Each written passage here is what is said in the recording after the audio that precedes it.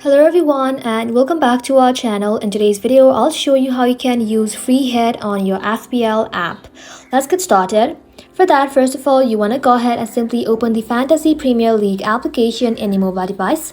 Once you open the application, log in with your email and password.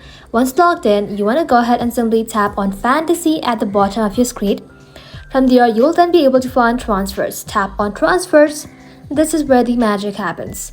Now, if you want to swap player, you can go ahead and simply tap onto it and then hit select replacement. Now, this opens up the transfer screens. Here's what the free hit does.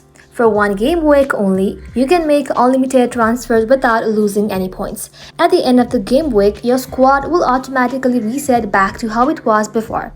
So, pick the player you want, then tap on next. And just like that, you'll see a confirmation screen. Just go ahead and tap on confirm. And that's it. Your free hit team is locked in for this week only. Once the game week ends, your old team returns. I hope this video was helpful. Don't forget to like and sub, and I'll see you in the next one.